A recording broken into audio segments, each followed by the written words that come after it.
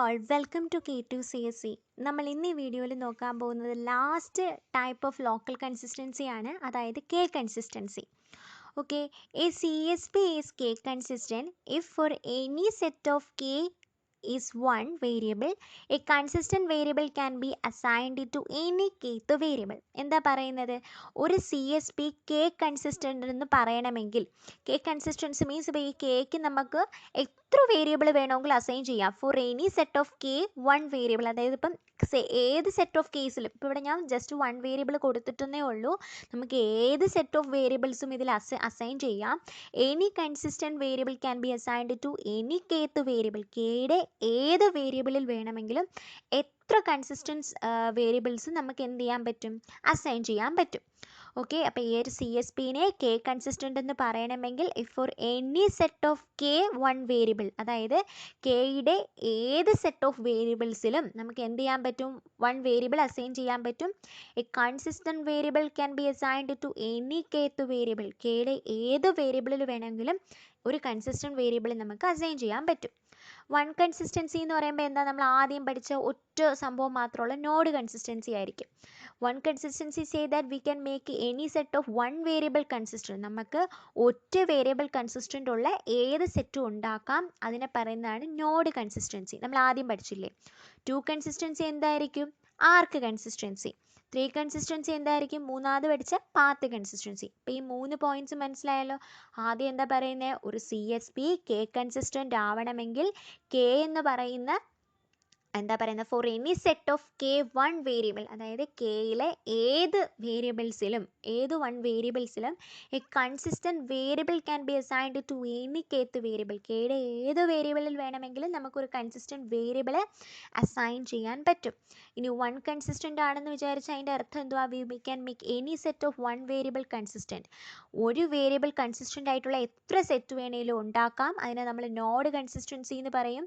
To consistency എന്ന് പറഞ്ഞാൽ ആർക്ക് consistency ആണ്. ത്രീ കൺസിസ്റ്റൻസി എന്ന് പറഞ്ഞാൽ പാത്ത് കൺസിസ്റ്റൻസി ആണ്. Using K consistency, we can solve the problem by choosing a consistent value for xi. എന്താണ്? നമുക്ക് K consistency ഉപയോഗിച്ചിട്ട് ഒരു xi എന്ന് പറയുന്ന ഒരു വേരിയബിളിനെ ഏതൊരു കൺസിസ്റ്റൻസ് വാല്യൂ ഉപയോഗിച്ചിട്ട് നമുക്ക് സോൾവ് ചെയ്യാൻ പറ്റുമെന്നാണ് പറയുന്നത്. ഡീറ്റെയിൽ ആയിട്ടൊന്നും പഠിക്കാനില്ല, ജസ്റ്റ് ഈ പോയിന്റ് മാത്രം മനസ്സിലാക്കി വയ്ക്കുക. യൂസിങ് K consistency, നമുക്ക് K consistency ഉപയോഗിച്ചിട്ട് എന്താ പറയുന്നത്? We can solve the problem. നമുക്ക് ആ പ്രോബ്ലത്തിനെ സോൾവ് ചെയ്യാൻ പറ്റും. എങ്ങനെ? By choosing a consistent value for xi.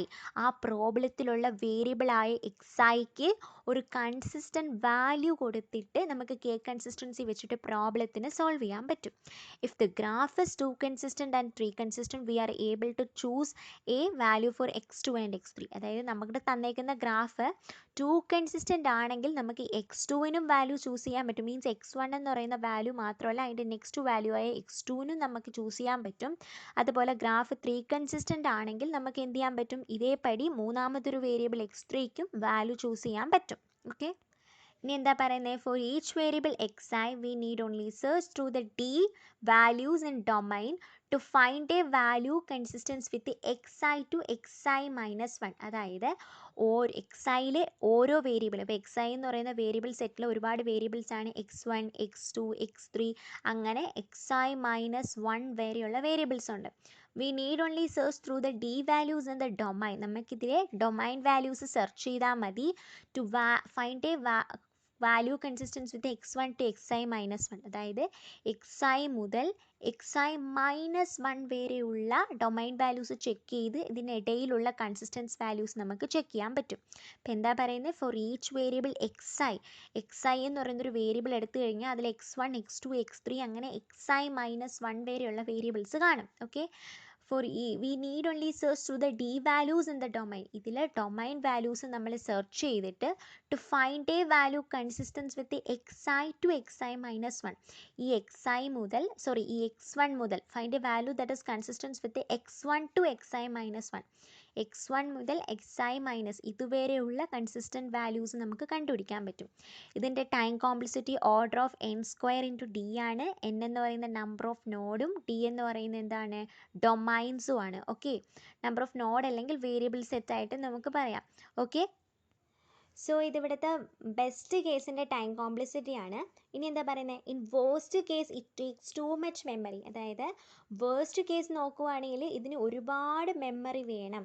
Okay, അപ്പോൾ നമ്മളിവിടെ കോമൺലി നമ്മൾ യൂസ് ചെയ്യുന്നതെന്ന് പറഞ്ഞാൽ 2 കൺസിസ്റ്റൻസി ആണ് യൂസ് ചെയ്യുന്നത് ദാൻ 3 കൺസിസ്റ്റൻസി. അപ്പോൾ ജസ്റ്റ് ഇത്രയും പോയിന്റ്സ് മാത്രം നോക്കി വെച്ചാൽ മതി. സോ കെ കൺസിസ്റ്റൻസി യൂസ് ചെയ്യുമ്പോൾ നമ്മൾ എന്താ പറയുന്ന, ഒരു CSP കെ കൺസിസ്റ്റൻ്റ് ആവണമെങ്കിൽ കേത്ത് വേരിയബിൾസിൽ എത്ര കൺസിസ്റ്റൻറ്റ് വേരിയബിൾസ് വേണമെങ്കിലും നമുക്ക് അസൈൻ ചെയ്യാം. ഒരു കൺസിസ്റ്റൻ്റ് ആണെങ്കിൽ ഒരു any set of 1 variable consistent എന്ന് പറയും, അതിന് നോട്ട് കൺസിസ്റ്റൻസി എന്ന് പറയും. 2 കൺസിസ്റ്റൻസി ആണെങ്കിൽ ആർ കൺസിസ്റ്റൻസി ആണ്. 3 കൺസിസ്റ്റൻസി ആണെങ്കിൽ പാത്ത് കൺസിസ്റ്റൻസി ആണ്. പിന്നെ നമുക്ക് എന്താണ് അതായത് കെ കൺസിസ്റ്റൻസി ഉപയോഗിച്ചിട്ട് നമുക്ക് ഒരു x1 എന്ന് പറയുന്ന സാധനത്തിന് ഒരു കൺസിസ്റ്റൻറ്റ് വാല്യൂ അസൈൻ ചെയ്ത് നമുക്ക് ആ പ്രോബ്ലത്തിനെ സോൾവ് ചെയ്യാൻ പറ്റും.